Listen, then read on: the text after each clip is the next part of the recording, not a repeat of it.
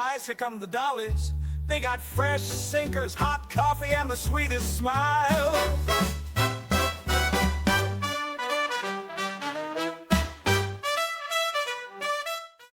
Hi everyone, welcome back to the Clubmobile. Good morning, everybody.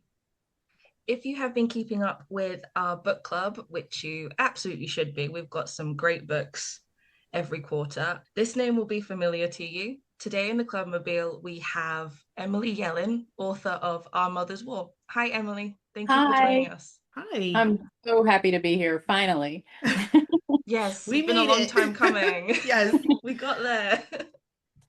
we We're got very there happy in to the have end. you. I think Gabby and I can agree on the fact that we deem your book as the encyclopedia of women during World War II.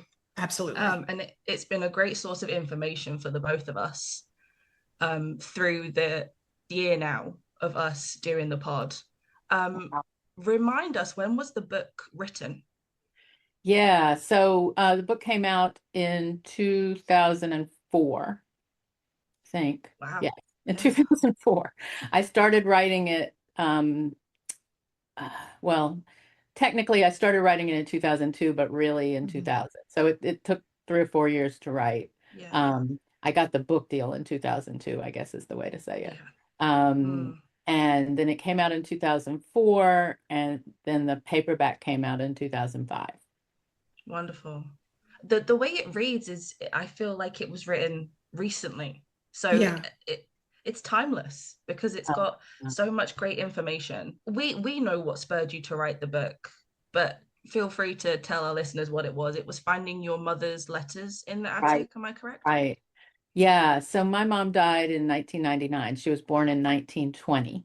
And I call her the quintessential 20th century woman because we can talk about that. But she died, and there were these two sort of Foot Locker type things that came to my house. You know, some of her stuff. I have the house. My brothers were living in apartments, and so so anyway, I was going through those, and I opened those, and I remember when she pointed to them one time and said, "That's my life," and it's full of letters that she wrote home to her parents from when she was in college in the 40s at Northwestern in Chicago. She wrote to her parents in Oklahoma, and all the way up till my grandparents died, actually. So my grandmother had kept these letters and then gave them to my mother, and it was shoeboxes full of letters. Yeah. And I didn't necessarily start reading them I did actually, sorry. I did start reading them from the beginning. I didn't keep going, is what I'm saying. Because once I got to World War II, and that was really the beginning, because she started writing in college. She graduated from college in 1942. Okay. So Okay. she was on the campus of Northwestern when Pearl Harbor happened, and she Right. described that in one of her letters, and I was like, wow. So she graduated in 1942 from Northwestern, and then she did a year of graduate school in journalism. They didn't have an undergraduate. So she was a history major undergraduate, and then she majored in journalism, and she wrote these letters home. And then when she finished that, she moved to New York, and she was one of the first women, or she was the first women among the first women hired to be editors at Reader's Digest. Previously, like the year before, if she had a master's degree in journalism from Northwestern, she would have been hired as a secretary. But because the men were going off to war, they had to hire women that they wouldn't have, hired into this entry-level editorial position instead of as secretaries. And so my mother always said she was a editorial Rosie the Riveter. Oh, that's cute. That's a great way to put it. That is. Yeah, that's exactly. Because she literally took her husband's job.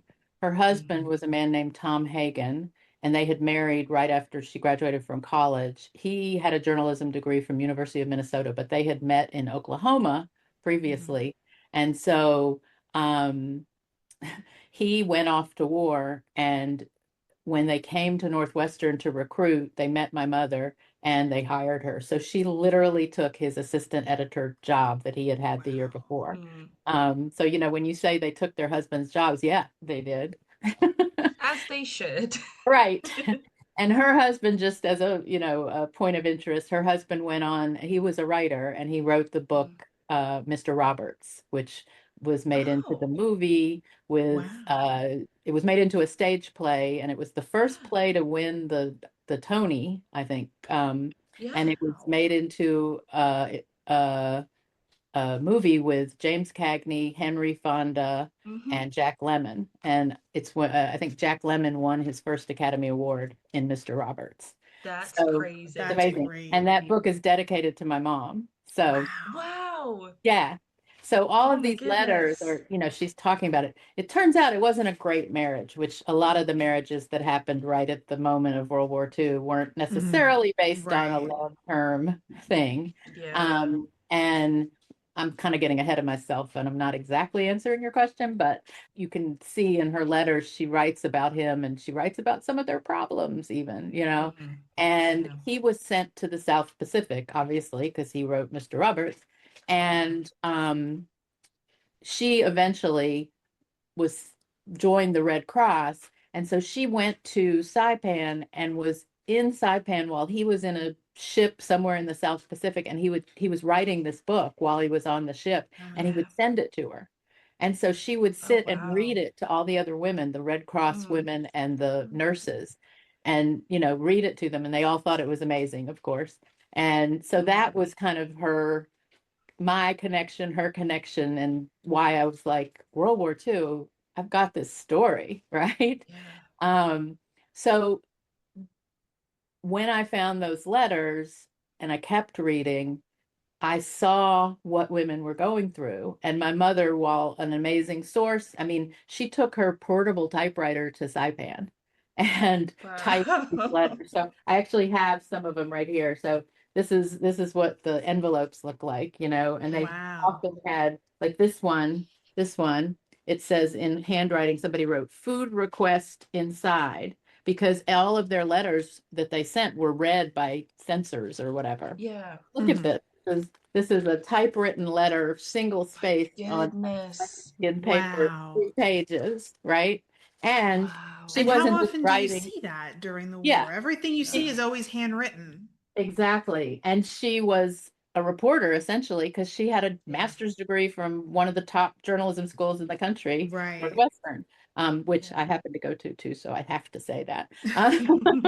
But it's true. Uh, anyway, and so, you know, those letters are not just, hi, mom and dad, hope you're doing okay. I mean, Yeah. she was Right. telling stuff.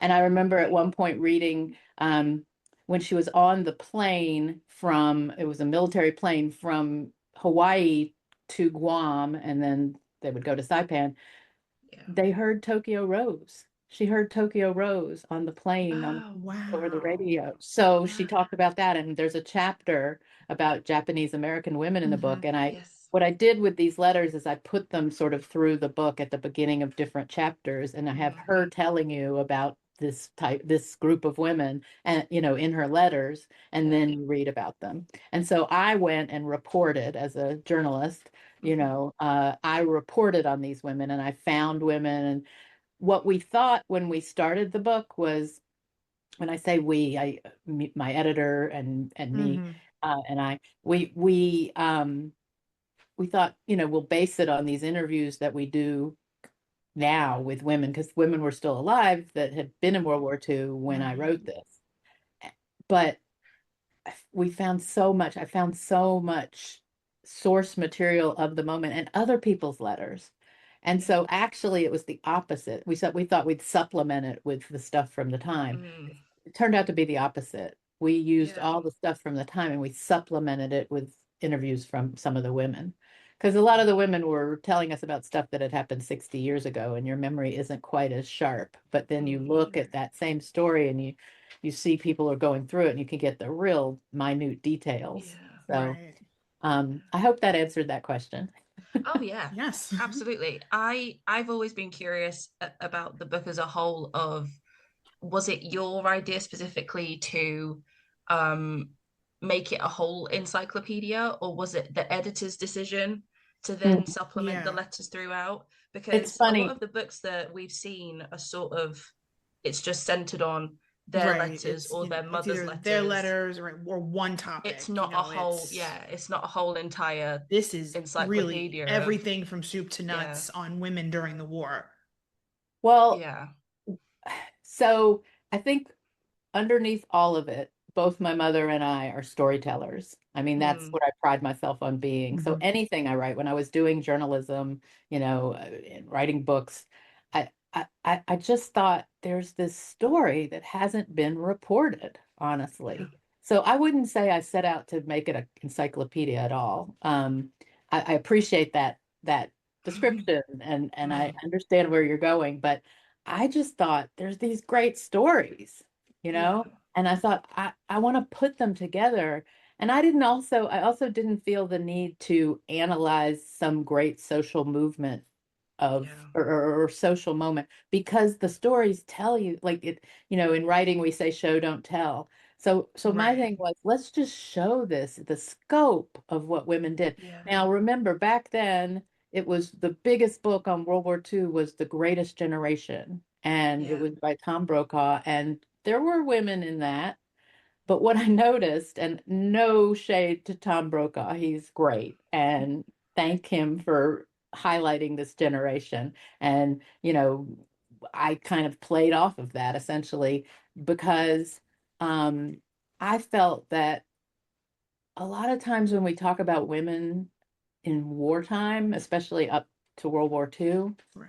it's kind of like the women left behind, or the other army, or whatever, all yeah, these Hmm. sort of left behind other, we did this too, we fought too, it's Right. yeah, always kind of justifying themselves and apologizing almost. yes, And that was actually, in some ways, what they were asked to do, is to not center themselves. It yeah, was, we use that term now, but, so I just thought, why don't I just write about the women? And let me say, one of the things that probably made me do that is I have three older brothers and a yeah. father, and I was the youngest. And I'm like, you know Hmm. what? I don't Wait a want to talk about minute. the men. Let's just talk about the women. Yeah. And I sort of, people say, oh, you must be so spoiled. I'm like, no, I can stand Nope. up for myself. That's what I Hmm. got from Yes. being the youngest with three Excellent. older brothers, is you got to learn to Yeah. stand up for yourself. So in a way, I felt like these women had not been given their due, Yeah. and that this was, I couldn't just write about my mother, even though I love it. I wanted it to be a bigger book. I wanted it to be a book that placed these women in the correct context, Yeah. because it's always this idea that, they were patriotic. In fact, oh my goodness, my publisher is gonna hate me for this, but you know, Gonna tell you off. um, the hardcover, the picture, I don't like it. And What is the because of picture that, on the when you look at hardcover? the hardcover, I'll tell you about it in a second, but Oh, it, okay. it it's scaled way back. It used to be the front and center picture, but it was scaled way back and muted and all that, because I just Mm, did what I could. yeah. But it was a fake picture of all different women going like this. Oh, it's Oh, like, yeah. yes. And it was Yeah, yeah, fake. yeah. And I was Yeah. like, Yeah. but Uh-huh. there's so many great pictures of the women at that time. Yeah. And Hmm. the whole point of the book, it was like the opposite of the point of the book, is to get away Yeah. from the stereotypes and not make these women into these patriotic automatons, or Yeah. later they would have been called Stepford wives, Yeah. Hmm. It's that these were women who had desires and needs and Hmm. ambitions and all the things that human beings have, but they haven't been portrayed that way. You either got Rosie the Riveter, which is Yeah. great, but it's not a real person. You got Right. Hmm. Betty Grable and the pinups, which are great, but those aren't actual. It's not Betty Grable, it's just her body, right? Yeah. you know. And the most famous woman in the world, or in America, during World War II was Betty Crocker, who was, Yeah. Again, not a fictional. real Also person. not a real Yeah. person, right? Yeah. Yeah. So for me, the idea of just humanizing, I think that's what goes through all of my work, is to Yeah. just taking people who have been um, underreported, you Mhm. know, their lives have been underreported is the best way I can say it as a Mhm. journalist, right? So that was really the goal, was that, I've got this great entry point where I, as a person, have this guide who I know very well and who can guide me through this. And then I can do the reporting and talk to other women and find the scope of it. And Mhm. when I did that, it was just uncanny. And I mean, let me say, there are some great books on different groups of women, on the WASPs, on Yeah. all sorts of things. There's some great books, and I definitely use those as well as my guides. Yeah. But my goal was not, you know, it's to go deep, but it's to go deep with stories, right? Right. It's to tell the story, choose there's a term we use, the telling details, right? Mhm. Yeah. So if somebody's story is a telling detail, like there's this one story, and I can't remember where it is, but well, I think it's in the wax part with the Mhm. women in the army.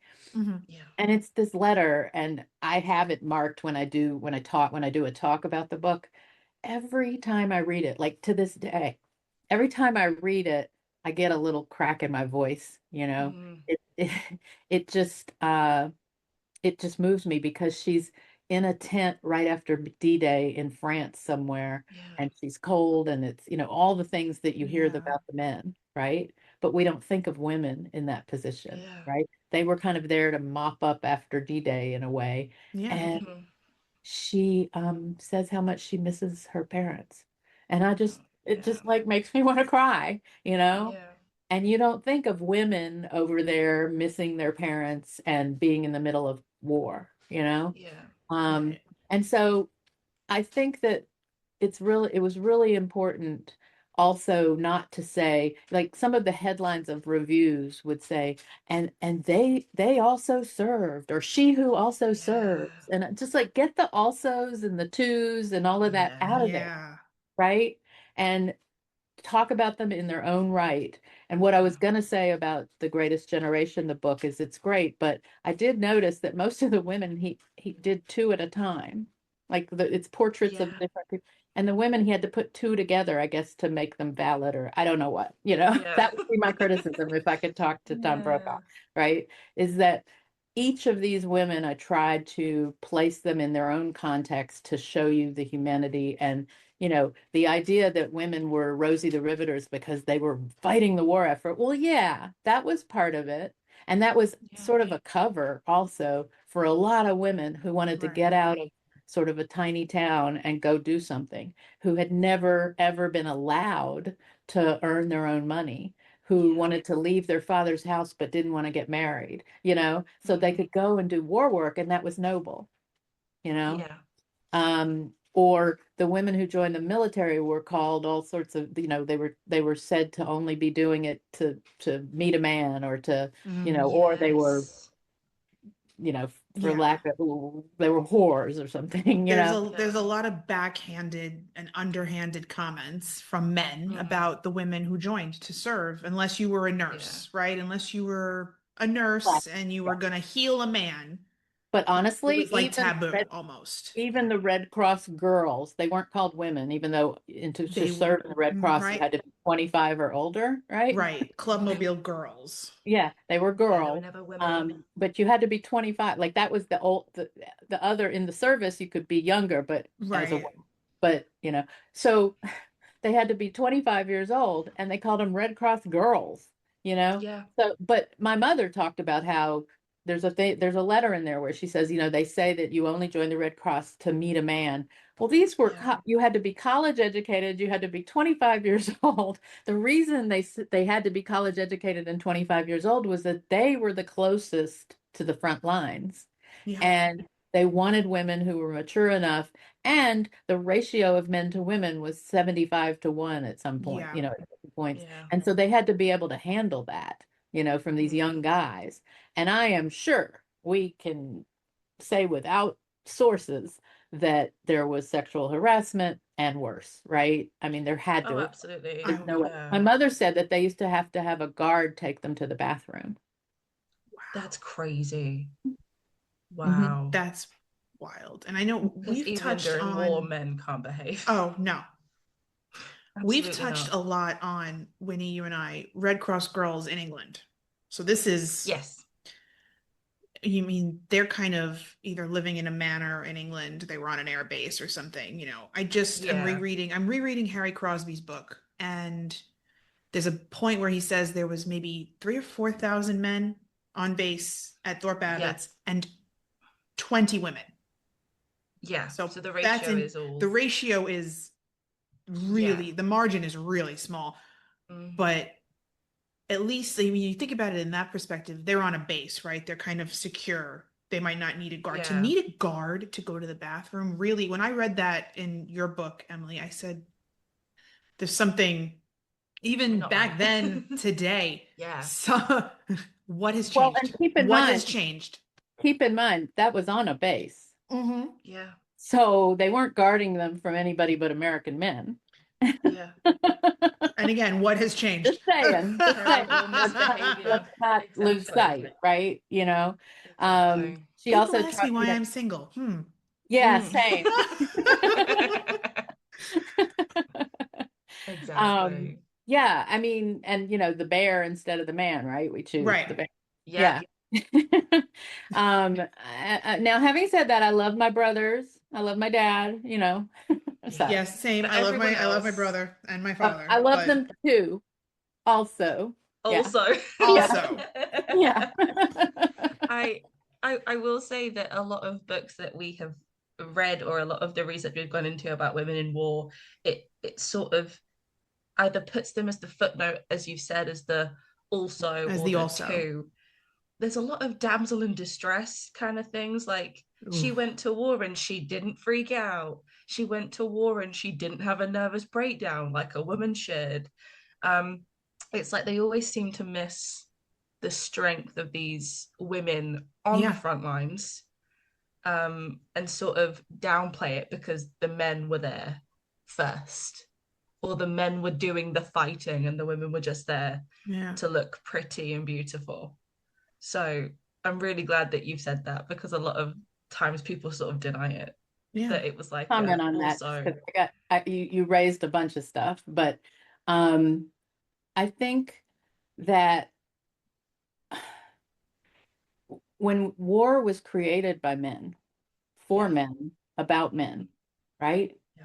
And the institution of the military was created. Let's just talk about America or Britain or, the Western world was created. It's true throughout, but I Yeah. only know intimately this. Mhm.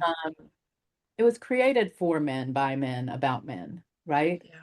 And World War II was the first war in which women were allowed in the military. That's not the first Yeah. war women fought in the military because, Yeah. there's Yeah. all sorts of stories of women Yeah. before And that.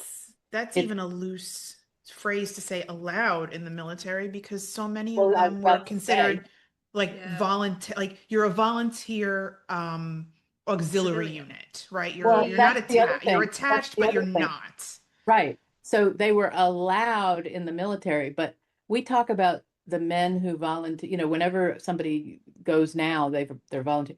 Every woman who has ever served in the US military has volunteered. Yeah. There Mhm. is no draft for women. So No. every woman who's ever served in the US military has volunteered. I needed to say that twice. Um, you It's know, worth saying twice. It's exactly. worth saying twice, And It exactly. is. it was World War II was the first war in which women had the right to vote. Think Yeah. about that. Yes. And World War II was the first war in which women were in the US Congress. Yes. Yeah. Okay. I mean, Jeanette Rankin voted against World War One from Wyoming, from Montana, I believe, or Wyoming. Yes. I think it's Montana. And but she was there. I can't remember that. See, that's one of those. I have a lot of details that are in the book. They're right, but I can't remember off Yeah. the top of my She head. was But there by proxy of her husband, if I'm exactly, correct. Yes. Yes. Because exactly. her husband had passed away and they needed someone to fill, and they Mm-hmm. said, "Hey, you do it," type thing. Right. And Yeah. it was the first war where women were in the cabinet. Frances Perkins was Yeah. the Secretary of Labor, right? Right. Mhm. So the reason women were allowed in the military is, I think her name was Edith Rogers, introduced a bill to let women in the military Yeah. during World War II. Okay. Mhm. So that is a really important point when we think about the way we think of women during war, right? The only real acceptable roles are as a wife and mother, or, a mother, Yeah. a sister, a wife, as your relationship to men, Yeah. or as a nurse, maybe. Yeah. But Yeah. even in a lot of nurses women nurses weren't allowed in certain places, and they had to have men be nurses because they wouldn't allow women to Yeah. be Yeah. nurses. And that continued past World War II. So, there's that. But here's how I like to say it, just to make a point, is women were allowed in the military, but the women who served in the Navy, the Spars, the Marine, the Marine, they weren't allowed on ships. Right. Okay. What was the The point? women, the women who were serving in what was the precursor to the Air Force in the Yeah. Army, they weren't allowed to fly planes outside of US Right. airspace in a war Mhm. fought overseas. And the women who were in the Army were not allowed to pick up guns. Yeah. It's all So, sort of nonsensical, isn't it? It's Yeah. all sort of it's like, okay, they were doesn't sort make of much allowed. sense. So I say they were allowed in Yeah. the military, sort of. Kinda. Yeah, Kinda. kind of. And the only ones that were Also, really like too, officially, the only women that were like officially attached to a military unit were the WACs. Yeah. right, And They even were, then. and even then, that took a minute right. And Yeah. then to go from the, auxiliary to just Women's Army Corps. Mm. right. Yeah. And then when you look at uh Charity Adams, Yeah. Yes. yeah, and you look at the Black women, and you look at women who aren't considered white, you know, Hmm. it's a whole different layer of just Hmm. within that limited scope, they're limited. Yeah. Black Yeah. women weren't allowed, I believe it was in the Navy, is that right? The Coast Yes. Guard for sure. And they weren't Um, allowed in the WASP either. yeah, they were only allowed in the Army, Black Yeah. women, Yeah. and they were in their own separate units. So Yeah. the book, there's a chapter that addresses Black women's experience, and Yeah. it's called Jane Crow, right? Yes. Because it Right. was a Jim Crow military in World War Hmm. II. It was Yeah. segregated, so men Right. weren't Yes. black and white, and even down to the Hollywood stars, Black men weren't allowed to have white pinups in their, Yeah. They only Yeah. you had know, Lena Horne. Lena Horne was yeah, their most popular. right. Yeah, she Because Um, was. she was the only one they were allowed to put up. I mean, Yeah. there's a whole nother thing about pinups, but that's a whole nother thing. But, uh, and what that was, But anyway, I just think that there's so many of the issues that we've always been, but that we've tried to bring out since World War II. Um, you can see all the seeds, and you can see the seeds of the Hmm. women's liberation movement of the 70s, yeah. and Yeah. all of the different types of feminism or humanism or womanism that have evolved, Mm, right? You can see yeah. the seeds. And I think that's really vital too, because it was only out of necessity, for instance, that women were allowed again to work, Right. right? In the Yeah. Depression, just 10 years before, the idea of a woman working, you're stealing your husband's job, or you're stealing the job from a man who Hmm. needs a job to support his family, Right. right? Yeah. And so it was really shunned upon and frowned upon, shunned. World War II was the first time in which married women outnumbered single women in the workforce. Wow. Yeah. So these are all these things that I learned just from starting from my mom's letters, Yeah. and starting from this person who I knew well. And I got to continue my relationship with her after she died. And Yeah. obviously, that relationship is what sort of drove this book. And it's kind of Mm, my love letter to her. But yeah. I inadvertently wrote a love letter to a whole generation, Yeah. um, Yeah. and that's another thing I would like. The word inadvertent I've come to use to describe the women of World War II. They didn't set out to change the world in terms of women's status and role in society. They didn't set out to pioneer and break the barriers in all these different professions. You know, my profession, journalism, medical profession, all these professions and all these areas of society where women had not ever been before. They didn't set out to do that, but they did it. And so I call it an inadvertent revolution, Mm. It you know, absolutely was. It in was. Yeah. society. And after World War II, you couldn't say that women couldn't do certain things. But Right. also, it's really important to recognize that war sucks. You know, people, it's not Yeah. like, I mean, some people had some amazing experiences during a war, but it sucks. And so, what people, even the women who went to work or even the women who were over, everybody just wanted to come home and go back to normal. And that's what the 50s were. Yeah. The 50s were Hmm. trying to just go back to this Right. sort of normalcy, which ended up, you know, we look on it now as a very regressive time, but in certain ways, it was sort of the aftermath of war, you know? Yeah. Yeah. And let's just People pretend trying like to, everything's yeah. okay.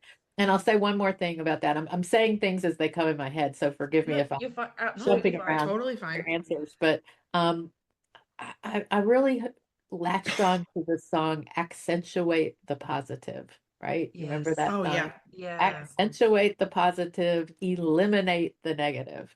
That was a World War II song. And to Yes. me, the way I see that song is that sort of attitude was Hmm. the women's armor.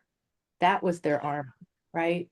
It was accentuate the positive, eliminate the negative. And so that's where all the propaganda kind of played out was, you know, Right. we can do it, all these things, because they Yeah. had, the government was faced with this problem that just 10 years ago, there had been propaganda to stop women from working and make it Yeah. this horrible thing Right. that women do anything but be a wife, mother, sister, right? Yeah. And then suddenly they needed the women. So what do? We have to make it an okay image. So when you see the image, the one everybody loves of We Can Do It with Rosie the Riveter, but look at it closely. She has on mascara and Hmm. lipstick and Yep. her nails are done and she's Hmm. working in a Hmm. factory, you Yeah. know? She's It's got this like cute little workplace errors all around. Yeah. yeah. And I mean, that is what happened. And all of the cosmetic ads during the time say, don't Yeah. skimp on this while your husband's away because you want your skin to be lovely when he comes home. Right. You Right. know? It's like, I think really? that's why I like the original Rosie better, the Norman Rockwell Rosie, because she Yeah, where is He's not no kidding. muss, no muss, Yeah. no Yeah. fuss. Let me just eat my Yeah. lunch real quick, throw my riveter She's, gun over yeah. my lap, and Yeah. just, and then we're Let me gonna get just back to stand it. on. Yeah. And She's standing on I a think copy of Mein Kampf, which I find incredible. the Her what? standing on the Norman Rockwell Rosie standing on a copy of Mein Kampf as Oh, she yeah. Yeah. just Yeah. chews down this sandwich. She's a no It's muss, amazing. no fuss kind of gal, and I Yeah. love that. I love But, that. but think about it in the context of the time. That was Yeah. kind of an insulting view of a Mm, Of a woman. woman of because she women. was a little Yeah. more And butch. so if that's what the women going to work were, you don't want to be one of those, Yes. Right. You right? want to, your No. hair should be Yeah. done, your lipstick So in place. yeah. Absolutely. And so we've got these two, there's so many images and things and the pinups, like all of it is Yes. telling a woman and telling a man what a woman should be, right? Mm. And so Mm-hmm. I think it's really important Yeah. to recognize that in its own context. Again, I keep saying that, but that's what I tried to do was to write about these women and write about this time in its own context. And I wasn't alive, so I don't know, but Right. I think that that's when we do history, you got to Mm-hmm. remember that because it's so often now, the times I'm old enough now that people are talking about the time I was alive younger as history. And I'm like, Mm. oh, I guess it is now. And I'll hear people who weren't alive during that time talk about it, and they're imposing now on them, you know? Yeah. Hmm. And Yeah. they're saying some important things if you're pointing out the flaws, but they're also not getting certain things about what was going on. And Yeah. so I tried really hard, and I'm sure I didn't do it perfectly, but I tried really hard to do it that way, to take it. That's probably why the letters and the contemporaneous things, the magazine articles and all of that were so important because it gives you a sense of that, you know? Yeah. I mean, I Yeah. just keep coming back to Betty Crocker was the most admired woman in the world, in the country. I think And she was a Eleanor real. Roosevelt was second, maybe, or Yeah. maybe it was Eleanor Roosevelt was first and Betty Crocker was. I can't remember. Maybe they vied for one and two, But but either way, one was very real and Yeah. human and One was caused a a great stir, and one was a fictional character that people were looking up to. So yeah, it was I always kind of say that it was the time for women, was that for their time to be independent, but they were independent because their husbands weren't at home. They had no other choice but to be yeah, right. independent. very trial Um, by fire. yeah, and you said 10 years before it was like very anti-women in the workplace, and then suddenly they flip to women in the workplace, and then they flopped back again to Yeah. no, go Yeah, because we want to home. go back to the good times, you know. Yeah, Right. And it's like, what was it? A League of Their Own. The Right. movie A League of Their Own. yeah. When she's doing where the woman doing the radio spot is talking about the women that are trying out to play in the league, and she says, when Mhm. their husbands come home from war, what kind of girls will they be coming home to? And that Yes. is such a true statement for the time, because here you go, there's, you have to fill the space of the men, but don't do it too good. Make sure when you come home, you're still a wife and a mother before Yeah. anything else. Don't be Yeah. too good at your job, which is Hmm. such a slap in the face when you think about it, right? Yeah. Well, and you know, there were again, I can't remember the specifics, but it's in the book, but there was an experiment where they were experimenting in the military about women in combat. And there was Mm. some sort of, again, I can't remember, but it's in the book. There was some sort of uh, um, position in the military that they were seeing, well, maybe women can do this. So they did like a test where they had women shooting guns or something, and Yes, yes. they did better than the men. Yeah, Every Yeah. woman did yeah. better than Hmm. any man. Hmm. And they decided to suppress that information. And Yeah. they didn't They were use like, those no, thank women. you.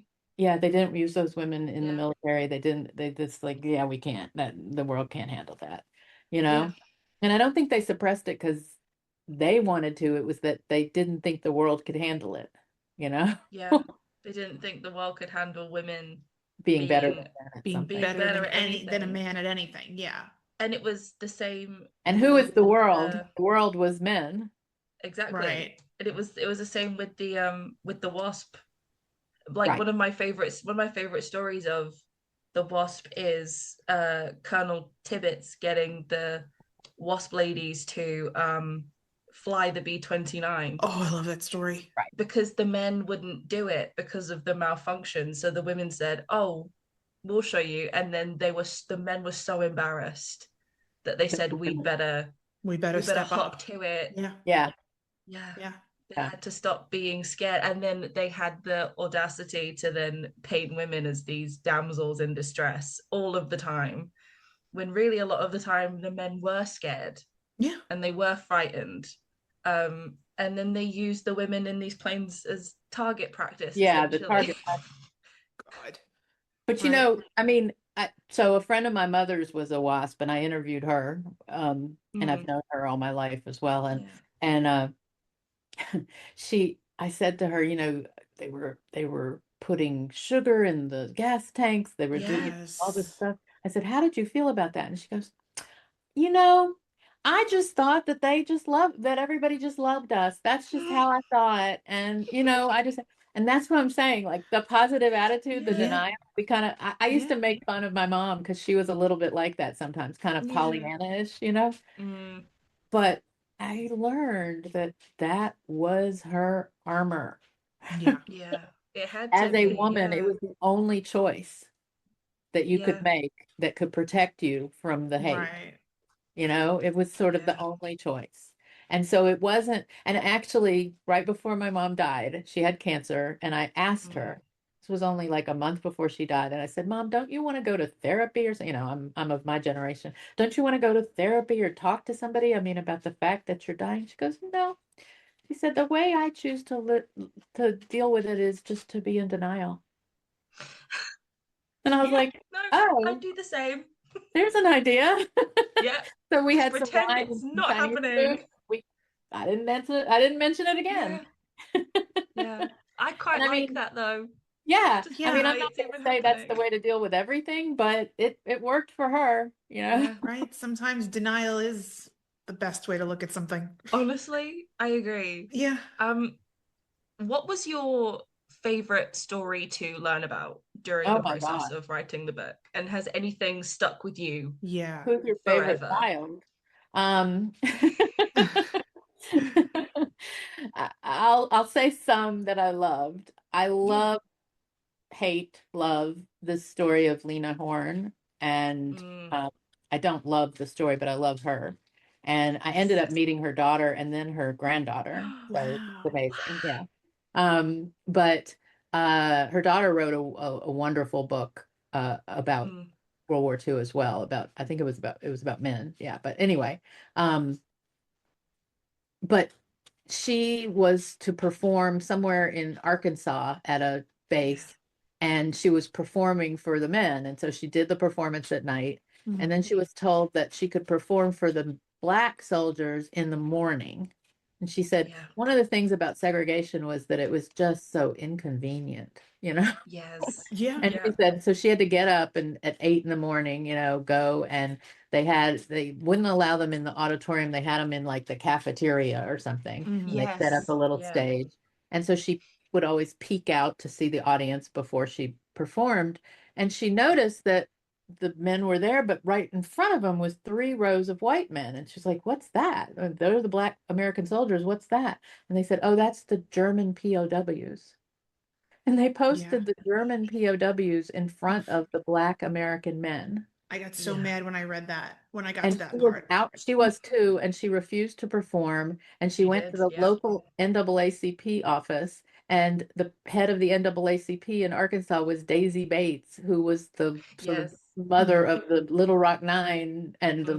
she was the head of Right. everything during the Little Rock Nine, in 1958, 9, 7, Hmm. 1957.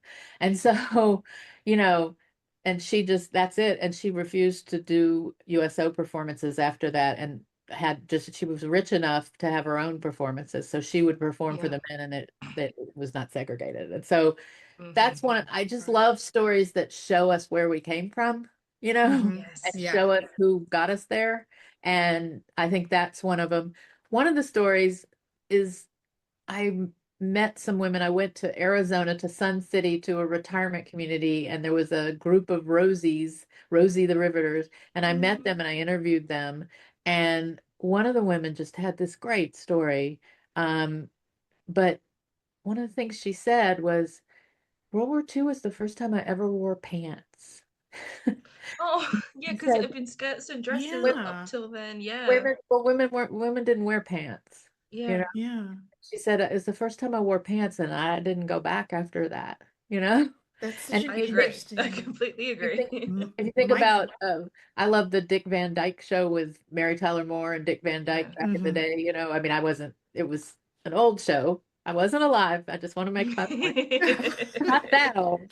But anyway, and Laura Petrie and those capri pants. I mean, that just was Yeah. so cool, you know? Yeah. Yes. That's such an So interesting thing cool. that she said. It's the first time I ever wore pants. My grandmother, my dad's mom, she lived through the war. Her husband fought in Africa in Sicily, my grandfather, and I never in my life, and my grandmother lived to 94, Did she Mm. 94. never wear pants? Never wore pants. It could be the coldest winter day. She was She'd missing put on out. her knee highs and she would put on her Got a dress, like a little jumper dress. dress or a skirt, and she'd walk to church. It could be the coldest day. Her Wow. sister said to her, It could be Madeline, why don't you? snowing.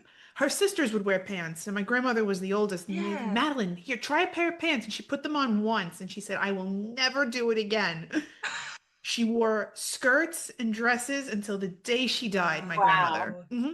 Both of my grandmothers, actually, but different, Jeez. one grandmother was born here in America, the other was born in Sicily and came over. And she also would wear like the Italian house coats, the Italian house dresses, and stuff like Yeah. that. But no, I never saw either one of my grandmothers wear pants That's in amazing. all the years I was alive with them. That's Yeah, crazy. never. And now some of us hardly ever wear dresses. So I know. No, I can't. I battle with myself in the morning when I get ready yeah. for work. I go, do I want to put the dress on with the nicer boots? No, slacks. No, I want to wear Slacks and a pants. shirt. I want to be comfy. If I'm gonna have to do anything, I want to have on pants. Yeah, Yeah. exactly. Comfy Of course, in pants Britain or we something would to say cover my legs. in Britain we wouldn't say pants. We would Trousers, yeah, Trousers. yeah. jeans. Yeah. Oh, I also I wore pants in Britain, but yeah. yeah. I can I confuse my kids a whole lot because I'll say pick up your pants and I'll mean underpants, Right. but they always correct me. That's So I fun. say pick up your pants and they go, "No, mum, pants is this. These are Yeah. my underwear." And I'm like, "Okay, here you go." Well, Sorry. Whatever. Yeah, I'm they like, told you. they Yeah. always tell me, yeah, they always correct me on me saying the British thing and them saying the Mm. Right. very American thing. But it's so funny because they sound like me. So they have Oh, American words coming out of a very British that's funny. Yeah. accent, which is hilarious. Yeah, they're We're always all correcting me. connected. Yeah. Yeah, exactly. Um, was there ever a point in the research process where you were sort of throwing your hands up like, I can't, because it like got too sad or too hard, or was there any stories that you wish you could have added in that you missed because of any sort of circumstance? I'll answer the second question first. Not really. I mean, I think I've heard things like, oh, that would have been great in the book, but there's so much Yeah. in there, you have to pick. Yeah. So Yeah. I feel like we got a pretty good view, but also this wasn't meant to be the comprehensive. It was just Yeah. meant to show the scope and then stimulate other people to keep going with it. Right. Yeah. So that um I'll tell you when you said that, this is what come to mind. The chapter that I wrote about Japanese internment. I Mm-hmm. mean, just the horror of that and Hmm. the Yeah. awfulness. And I remember that I had a different dog then, but my dogs always help me write, right? They're in the room with Mm. me and all of that. Yeah. And during the Japanese internment thing, I just remember my dog was in here and I was just something and I was carrying something. It was food. I was leaving. I'm remembering this. And I just dropped this plate of food like you might trip or drop a plate of food, right? Yeah. But there was something about it that I knew it was because I was writing about this, right? Yeah. And the food just went all over the floor and I just started crying. Yeah. Yeah. And my dog was freaked out. And it was just, I just I can see the visual. When you said that, that's what I thought Mm. of. That was the Yeah. moment where I was like, what am I doing? You know? Yeah. Um, the other moment similar to that was writing about the women who were prostitutes in Hawaii during World War II. Yeah. Mm. And the reason I even found out about them is there was a documentary made um, about them. And even then, I mean, the documentary was on one of like the History Channel or something like that. And it was about these women, and I'll tell you the story in a second, but they had men who had served in the military waxing poetic about these women who they paid to have sex with, and they were sex workers. Um, Mm. but the way they talked about them was sort of jokey, you know? Yeah. Mm. Mm. And here's the thing, sex work is sex work, but this was procured by the US military. Yeah. And the Yeah. conditions were, they were the highest paid women Yeah. in in the workforce in America, Mm. these women. So you can say, well, they were paid so well, right? But here were the Yeah. It doesn't conditions. negate it though. Here were the conditions. They had basically government run brothels or whatever the Yeah. word would be. That's an old-fashioned word. And the men got 3 minutes with the woman, and the women would sometimes have to deal with 100 men a day. Jesus. It's horrible. Okay. I mean, Yeah. okay, you're getting paid more than anything, and if that's something you choose. But I have a sneaking suspicion that not all of those women exactly made that was their life goal. That's Yeah. Right. all I'm saying. Yeah, And again, I absolutely. don't want to denigrate sex work because it is a Of real thing course. and it needs Yes. to be recognized that way. But Mm. when I read the conditions, there was a report at the University of Hawaii did a report where they actually talked to some of the women. No one in that documentary, I think, talked to the women. And then there was the Mamie Stover, the book, it was a fictional book Yeah. about the madam of one of these places. Hmm. Yes. Um, and these women were in Waikiki, but they weren't allowed on the beaches. They lived in these very nice places, but they weren't allowed to go anywhere, you know. Mm. So they had a Yeah. bunch of money. I mean, I can see why somebody might think it was something to do, right? But 100 men a day, and then Mm. the reason they did that was that in World War I, venereal disease killed more men than the war. Yeah. So the US military and the Hawaiian government decided to create this Yeah. place in Honolulu, I believe, Mm. where men could just go. And some of these men, it Yeah. was their first time ever, all that, their first time with a woman, their only Yeah. time because they were going off to war, who knows. Mm. Right. So it's a really human story, but we make it a commodity type story and we Hmm. make it Yeah. natural urges of men and these women, haha, Yeah. they heart of gold, whatever you want to call it. And so I really tried to tell that story from the point of view of the women. And that is Yeah. not again to say that these were hapless victims necessarily. Mm. Okay. But I think it's really important again to in each of these aspects to see the whole picture and the have we ever talked about that the US military ran a prostitution, with you could also call it sex trafficking, right? Yeah. Right. Absolutely, You you know, could. they Yeah. brought the women from San Francisco mostly, Yeah. Yeah. and Essentially, they they did. didn't last long either. Mm. It was Okay, literally like a right. flip-flop system. One group was in, and then one group was out, and then they would bring another Yeah. set Yeah. So in. let's call it what it is. And I Yeah. don't think that we use this word as much when I wrote the book, but sex Mm. trafficking, Yeah. right? Yeah. So that, and then the other sort of aspect that was not, I did not follow accentuate the positive all the time, is Mm. there were Nazi women in America, and the term America First was used in World War II, and it was a Nazi Yeah. term. Okay, so when you hear Mm. that today, remember that. And these women were big. It was a big, it was big, and they were not very savory people. That's what I'll Mm. say. There's more about it, but Yeah. I just think it was important to look at that. And then I also looked at the way that gay women, lesbians, but also I'm sure there were trans people, there were all sorts of people that we don't know about as much. There are Mm. books Right. about that. So there Yeah. is documentation. And I got into some of that as well. Mm. So Hmm. I think it's just really important to recognize the full scope.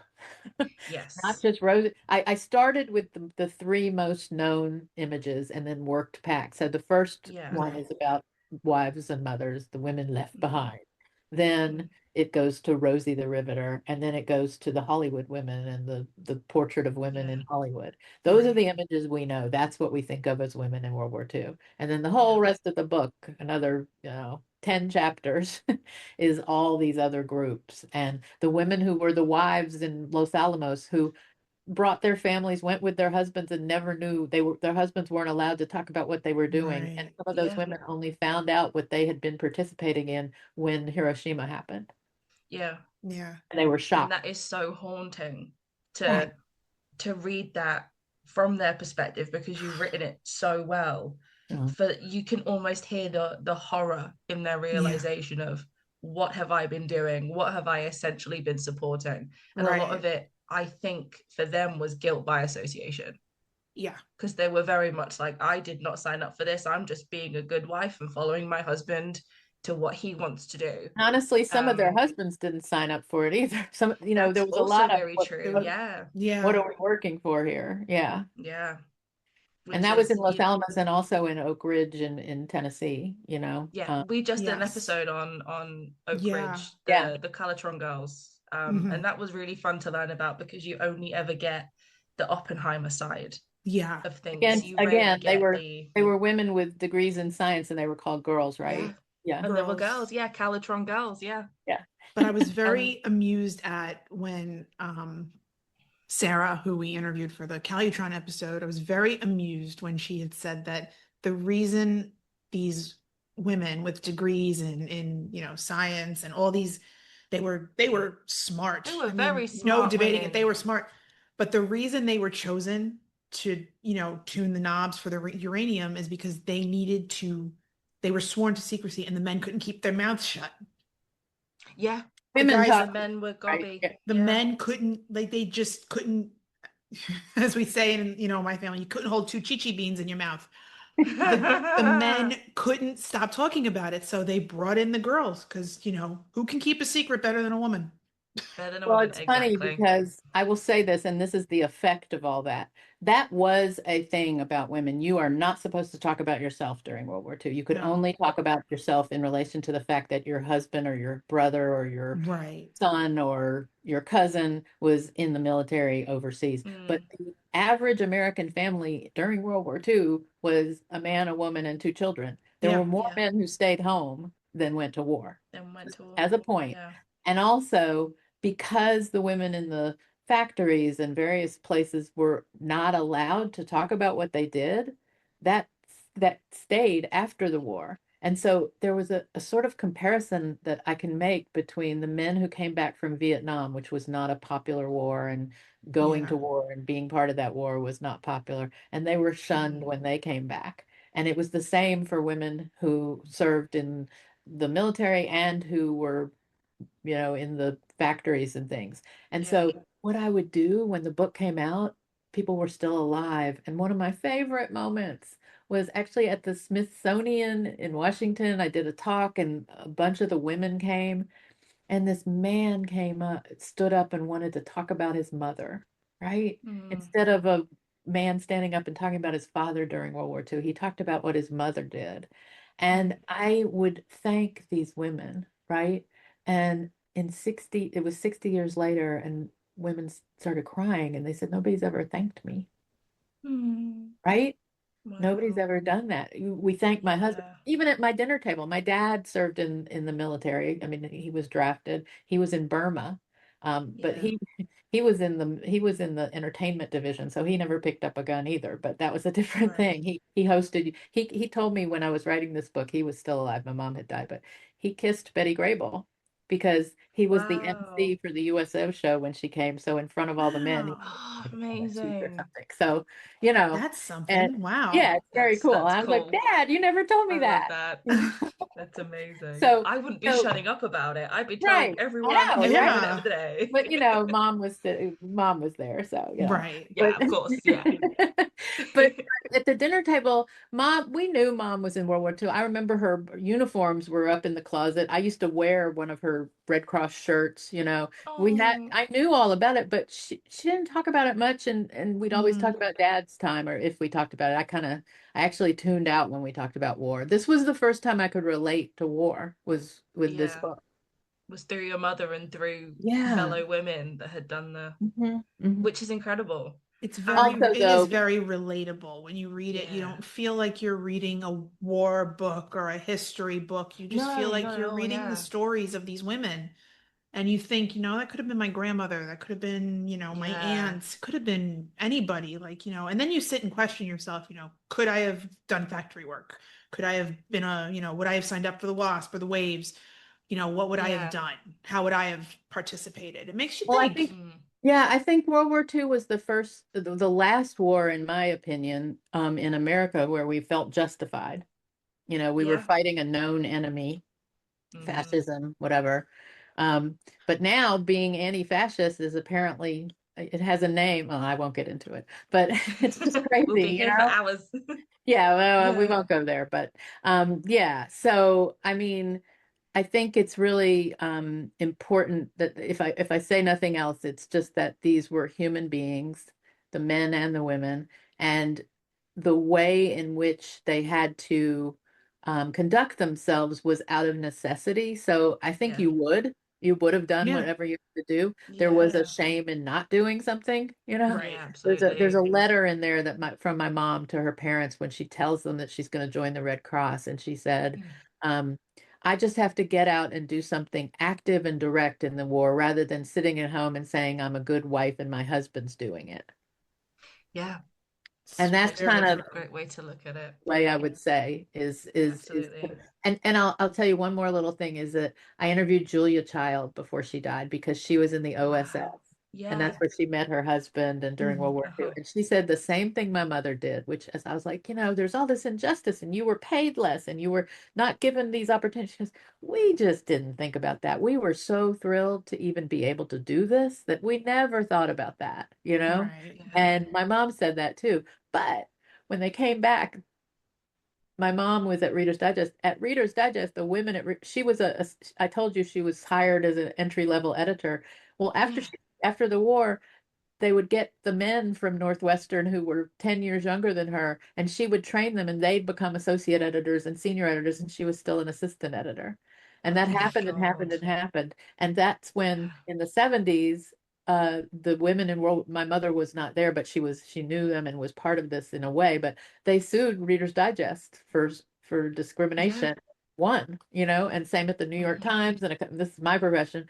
And so I think, it's just so important to see that people came before us and were doing things before us. And Yeah. let me say one more thing. These are my favorite things, but the women who stayed behind or whatever you want to call it, if they're working in a factory, they have kids. There's no daycare necessarily. Kaiser had some daycare in San Francisco but other than that, there was no Yeah. daycare.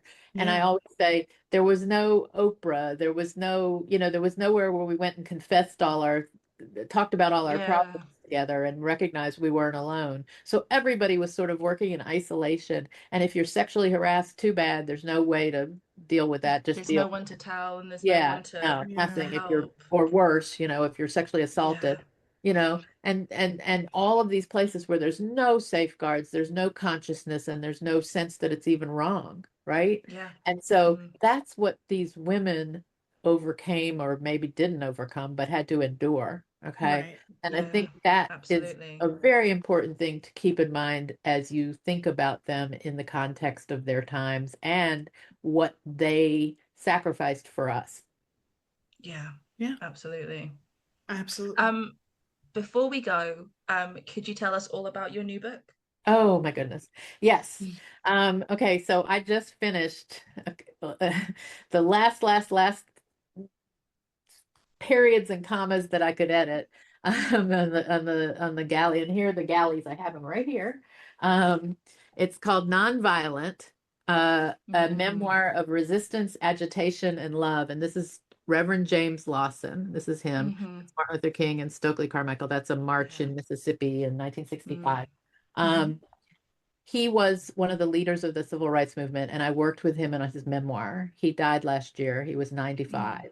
He's the same age as Wow. Martin Luther King. He was a friend of Martin Luther King's, Mm, and he organized the Nashville sit-ins, which desegregated Nashville. He was a mentor to John Lewis, Diane Nash, C.T. yeah. Vivian, all sorts of luminaries. And he worked behind the scenes, and so people don't know who he was, but he did that by design. He and Martin Luther King agreed that he would stay out of the marches in many places and be the one on the ground that nobody knew so he could operate for them outside Yeah. of jail, Hmm. right? And then he was the head of the strategy committee in Memphis during the sanitation strike, and he invited Dr. King to Memphis. I'm in Memphis now, and he invited him here to speak for the 1,300 Black sanitation workers who had horrible working conditions. And that's what that's who Martin Luther King died defending. So Yeah. Reverend Lawson was all of that. And then he moved to LA and again worked for 50 years in all of these things that he and King had worked for. And he fostered in a new, more diverse labor movement in LA that went national. And he also was part of ongoing immigration rights movements. So it's just an amazing story. It's 600 pages. Uh, but I'm excited to read it, honestly. yeah, When does it it's when does it coming come out out? in February 17th, 2026. It's coming out Wonderful. and published by Random House. And if you know Eddie Glaude Jr., who's sometimes on television as a historian, he wrote the foreword. And I'm just very Wonderful. excited. I've known Reverend Lawson Yeah. my whole life. My parents and he and his wife were friends, and he and his son excuse me, his son and I went to elementary school together in Memphis. So we're going to be out Yeah. promoting it together. And Oh, we that's have, great. Wonderful. yeah. So I'm Yeah. very excited. Winnie, now you know what to get me for my birthday. Now you know what to get me for my birthday. Done, sorted. Yeah. There we go. Thank you so much for joining us This today. was This has been so incredible. much fun and so Yes. I informative. enjoyed it so much. I'm sure we could talk for another hour. So, if you ever want, Oh, we I'll easily come back could. sometime. Come back Easily. for part 2. There we Yes. go. Please do. There we go. All right, part 2, in depth. Yes, please. Thank you, everyone, Absolutely. for joining us. Thanks, again. everybody, for joining us, and we will see you very soon. Thank you. Bye. Bye.